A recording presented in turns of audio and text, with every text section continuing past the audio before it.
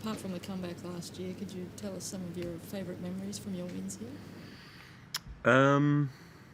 Probably my first round here in 2000 against Chang, I believe it was. That was cool. Clearly, my first win here, or the semi-final match against Ferrero, securing world number one the following Monday was big for me. A couple of days after winning my first Australian Open against Safin. Had a lot of five-setter on this court too.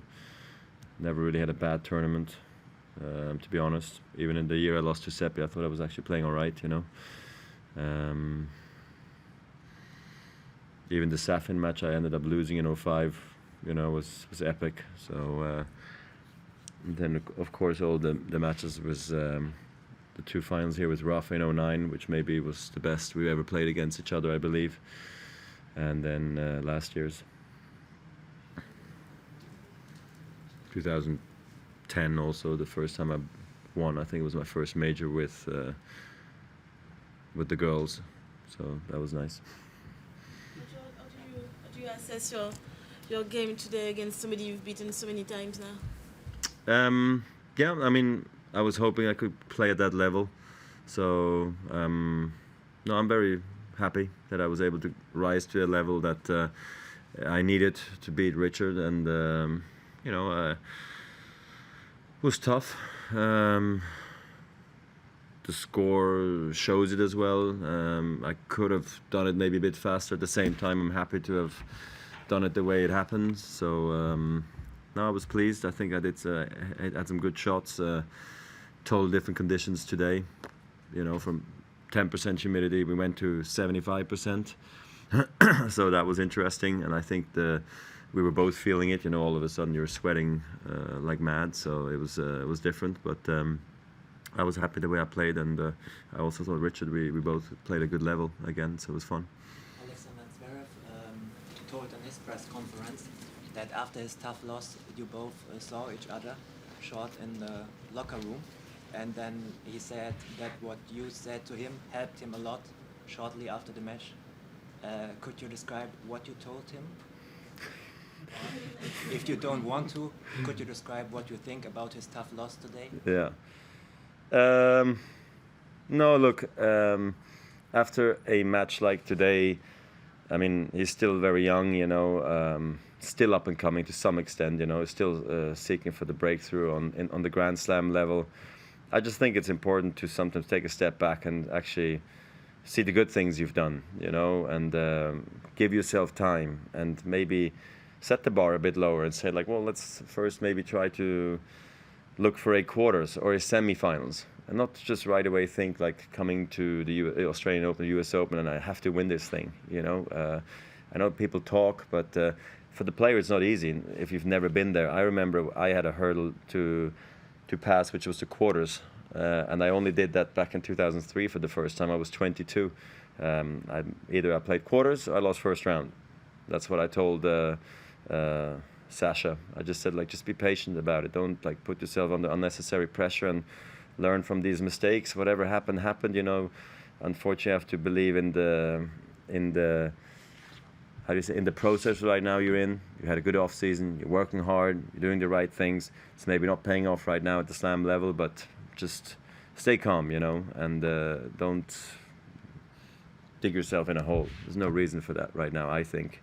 It's already enough stuff and pressure from you guys, so I just thought some nice words would maybe cheer him up and get him over the loss maybe a few hours earlier than he normally would, because it's normal that it's supposed to hurt, you know, and I'm sure it did. He looked crushed when I saw him, so I just thought, I gave him a tap on the shoulder and says, come on, it's not too bad. Things could be worse.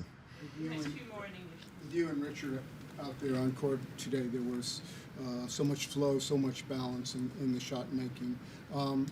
Does it give you satisfaction that you have such grace, such artistry in your game, and do you consider yourself an artist?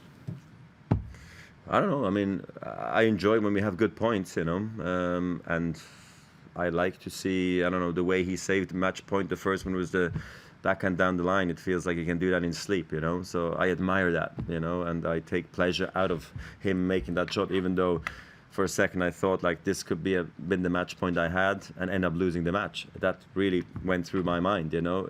But I do take pleasure out of his shot making or my opponent's shot making too, because I know how much hard work has been put into it, and especially if also technically it looks nice and it's sound, that's great. But at the end, winning matters, and not so much how you make it look and stuff. That just happened to be the way it is, and some people prefer to see one-handed backhands being played over double-handed. I don't have a preference necessarily, but of course, when I was growing up, my heroes were all one-handed players because it was just easier to relate to those than the double-handers. But I don't know, is sport art? Sometimes, possibly. Depends on who talks about it. Richard said your serve was still impossible to deal with from the return. I wonder, since your back, injury, how did you succeed to get this shot back to this level? Just the back being fine again, you know. The problem is when you have back issues, it's just that it's,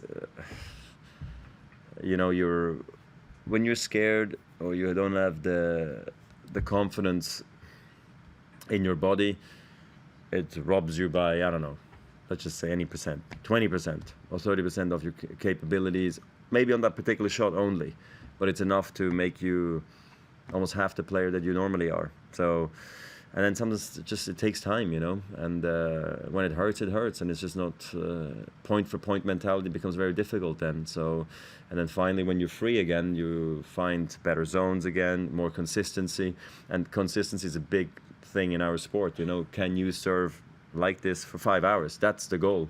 And when you're carrying an injury, clearly it's tougher. So I think right now I'm fine again, and look, bad backs always come and go. I think for all of us players who have had bad backs, they come and go, and you just have to deal with it, you know, as good as possible. You hope they don't hit you at the wrong times, and that when it does hit you, that you get over it very quickly. So but sometimes just rest is the only option, to be quite honest.